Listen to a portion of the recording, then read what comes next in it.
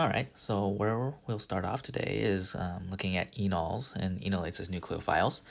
So to just kind of remind us where we are, I'll kind of put up in generic enol here. So I'm showing a ketone, but it could be an aldehyde or any other carbonyl functional group. And if you remember that in acidic conditions, carbonyl containing functional groups are in equilibrium with their enol form. This enol form is nucleophilic because you have kind of this oxygen lone pair donating to the pi bond, and that can attack an electrophile, overall forming a new bond from the carbon next to the carbonyl to the electrophile. And at least with enols, after deprotonation, then we can get to a final product. The same type of reaction can happen with an enolate as well, and so we can look at that. And so recall that unlike enols, enolates are formed by the reaction of a carbonyl containing compound. So again, I'm showing a ketone, but it could be an aldehyde or an ester or any other kind of carbonyl containing functional group.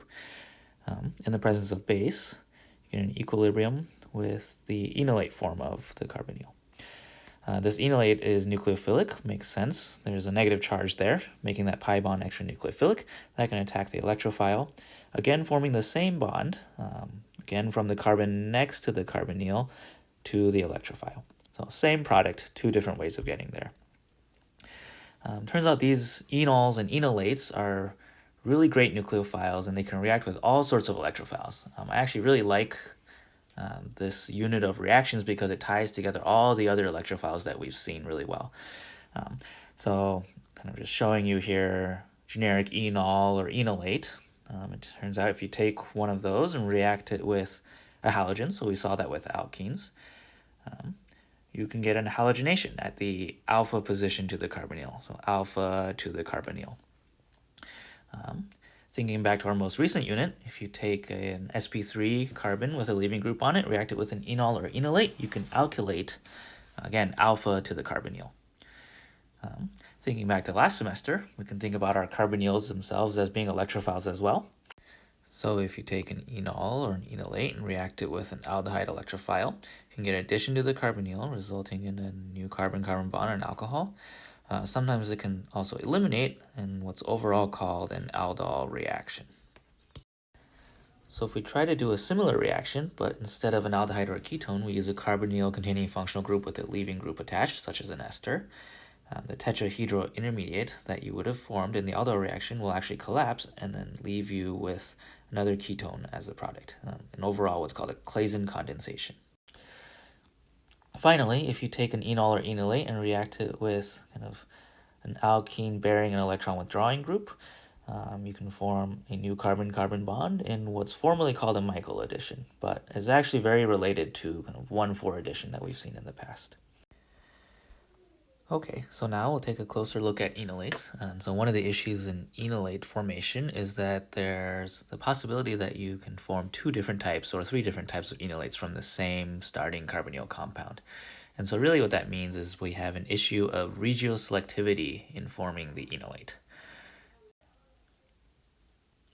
And so I'll give you a cyclohexanone and put a methyl group on it on one side, and so that'll make the left and the right side here different. So in theory, if we reacted this methyl cyclohexanone with a base, we could get 2 deprotonations, either the blue hydrogens or the red, giving you kind of a less substituted enolate or a more substituted enolate.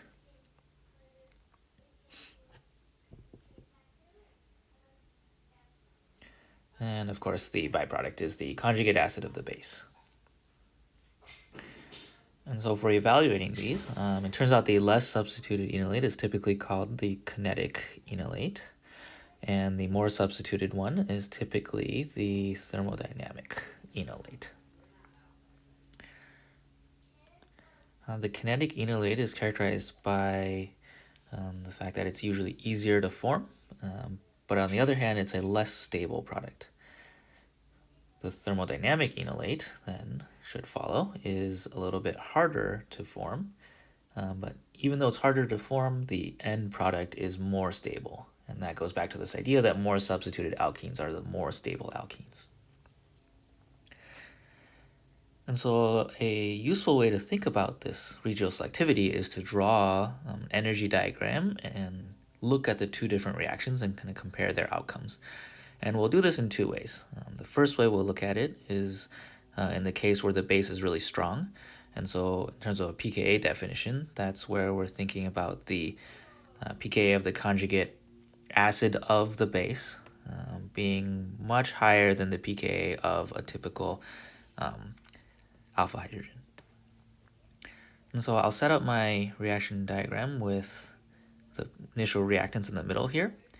And since it's a really strong base, overall we're higher in energy than any of the products. So on the left here, I'm putting the kinetic enolate product, recalling that we have kind of the H base and the enolate itself. And so a reaction should be downhill in that direction, forming the kinetic enolate. On the right, I'll put the thermodynamic enolate, so also lower in energy, and you'll note that I put it lower in energy than the kinetic enolate because I said it should be more stable. And you can have the same type of reaction going all the way down. And so the way I set this up is that I took into account this idea of being easier and harder to form. So the thermodynamic enolate takes a larger barrier before reaching product.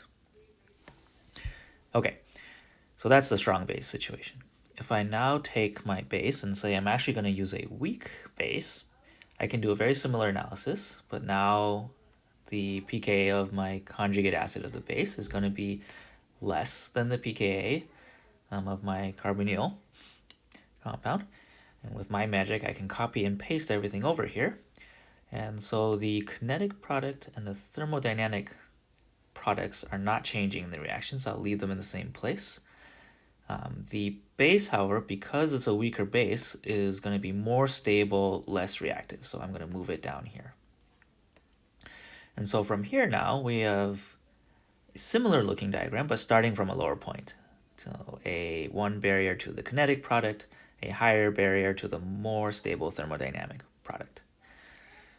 And so the difference, if you're kind of comparing between these two situations, is that in the strong base situation, you start off with reactants and then you go downhill and kind of get stuck in a kinetic trap here because it's harder to come back up to the middle and try to do an equilibrium. Whereas in the weak base situation, we start in the middle really low. It's really hard to get to the kinetic product, but once we're there, it's very easy to go back. So most of the time we should be sitting in the middle here and kind of equilibrating back and forth, and then maybe occasionally we can come out to the thermodynamic side. All right? But in this drawing, at least, the equilibrium would actually favor the initial reactants. Cool. And so now that we've talked about the fact that there are kinetic enolates and thermodynamic enolates, I think it's worth spending a little time thinking about what are the different types of factors that can influence whether an acid-base reaction on a carbonyl-containing compound forms the kinetic or thermodynamic enolate product. Right? And so there's definitely plenty of different factors that can do it. What I've done is at the top right, I've snuck in a picture of the reaction diagram from the previous slide. All right, so one of these we already talked about, and that's just the strength of the base in general. And so in the reaction coordinate diagram on the top right here, I've shown you the strong base case, which we've already talked about, favors the kinetic enolate. And the thinking here is that when your base is really strong and really reactive, it'll immediately kind of go downhill and cross this lower energy barrier and get stuck in the kinetic enolate, and it has a very hard time equilibrating back because the barrier to go from enolate back to kind of the carbonyl or the keto form is very high. Another factor is just the sterics of everything involved. And so when we think about kinetic enolates, what we're thinking about is that the barrier is low. And so if there's a lot of steric interactions, then the barrier will be higher. And that's the case with the thermodynamic enolate shown here. And so this follows a trend of being either less or more substituted, less being more likely to be the kinetic enolate and more being the thermodynamic one.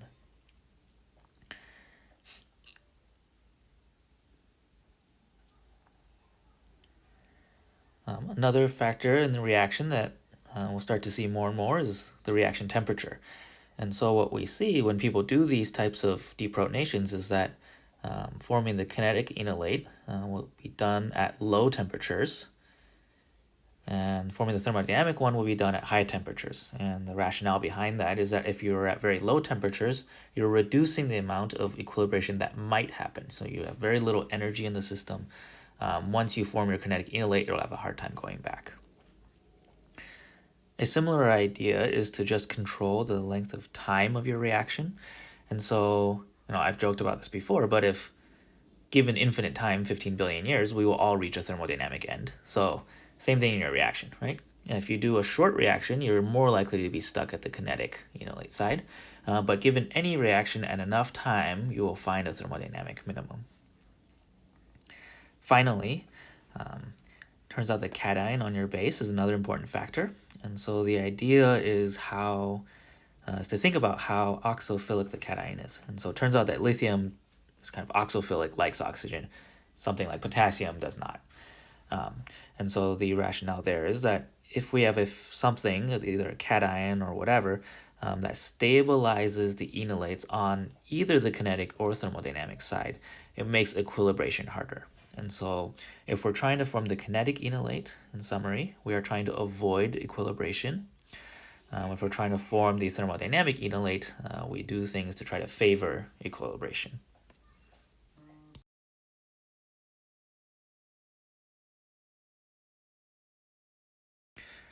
Great. So given all those factors, why don't we look at a couple of examples? And so what I'll do is I'll give you a carbonyl compound and differing reaction conditions, and we'll see how that affects whether the kinetic or the thermodynamic enolate is formed.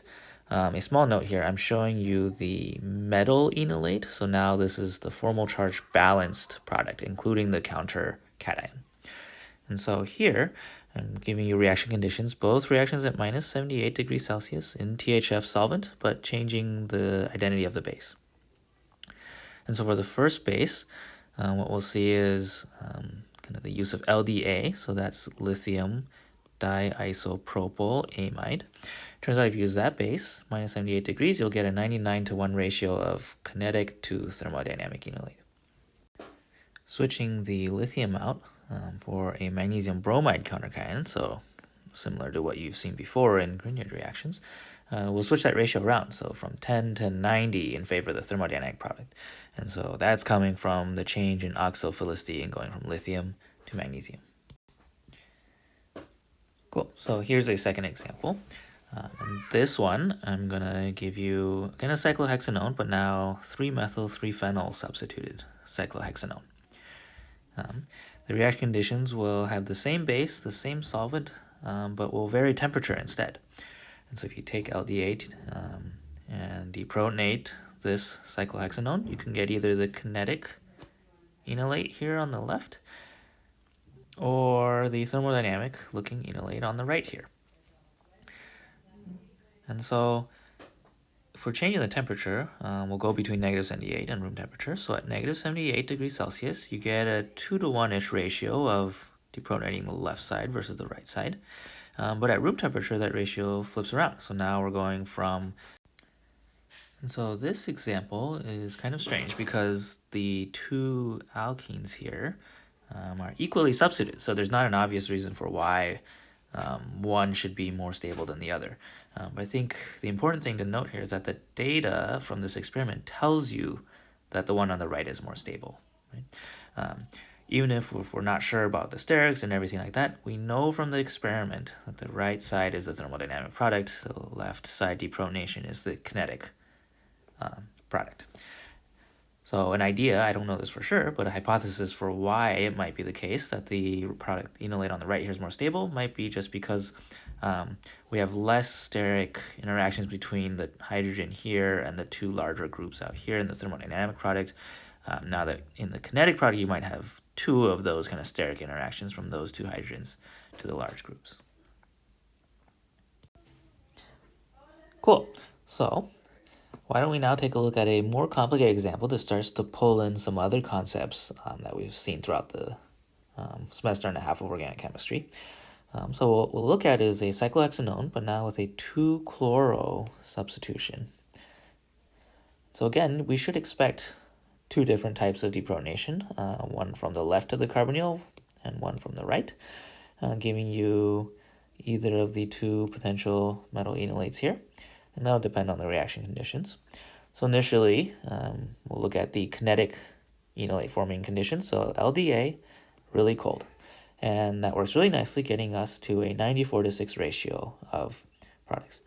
A weird thing you should notice right away is that the kinetic enolate appears to be the more substituted one, so the one with the chlorine.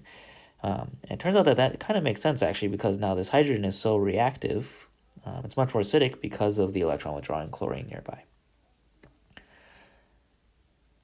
Switching conditions here, so we'll switch over to a triethylamine and a trimethylsilyl-chloride reaction conditions, now running this at 80 degrees Celsius. That'll turn things around, put us at about a 45 to 55 mixture of the two different enolate products.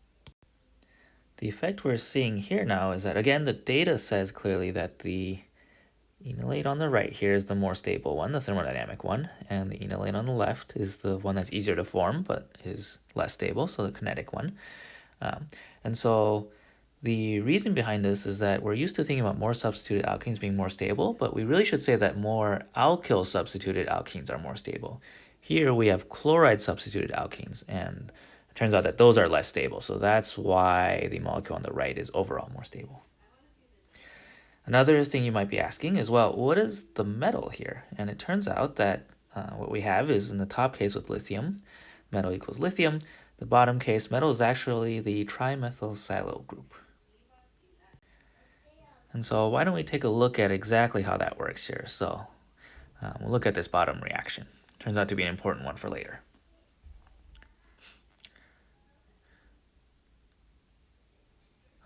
And so in this reaction, we have triethylamine, which is a weak base, and then TMS chloride, or trimethylsilyl-chloride, which is a good electrophile. And so what we should ask ourselves is, well, if there's a weak base, will this acid-base reaction happen first, or should the acid-base reaction happen after all the other business? And so what I'm drawing you here is the hypothetical acid-base reaction first situation. Whenever this is the case, we should ask ourselves what the difference in pKa's is. And so a good one to remember is that the pKa of triethylammonium, protonated triethylamine, is around 10 or 11. And the pKa of a hydrogen alpha to a ketone is about 17 to 20. And so that puts us right at the range where we're not quite sure if it's an equilibrium or if it's a single arrow. But definitely a weak base that should favor the carbonyl being in the keto form. So in terms of a mechanism, there's two possibilities, and I'll let you work these through, but I'll tell you how they work. So the first possibility is that there's enol formation first, catalyzed by the triethylamine, and then the enol does an SN2 on TMS chloride. Or we could first have the carbonyl oxygen do an SN2 reaction on TMS chloride, and then after that use the triethylamine to deprotonate and convert our system into the enolate. So after either of these two possibilities, what will form overall is now a silyl enol ether. And so what that is an enol, where instead of a hydrogen attached to the oxygen, we have this TMS group, silyl enol ether. Turns out these are very important for reactions later on because they provide a more stable alternative to using an actual enol. Again, I didn't draw out the entire mechanism here, but I gave you the two possibilities in order of events, a good way to kind of check that you understand what's going on when drawing these types of enol formations and silyl enol ether formations, is to go through and try both of those possibilities, which are both acceptable. Cool, so that kind of sums up what we went over in this set of content right here. And so at first we kind of just looked at and reminded ourselves what enols and enolates are. Saw that they can react with a lot of different electrophiles. We'll get into the specifics of those various reactions in future content. But first, today we spent some time thinking about, well, given a molecule, there's different versions of enolates that can form, so different regioisomers of enolates. And we thought a little bit about what affects the outcome when a base runs into a carbonyl compound and where deprotonation might happen. Kind of the big takeaway there was that sometimes we get kinetic products, sometimes we get thermodynamic products, and there's all sorts of different things that go into deciding which of those is formed.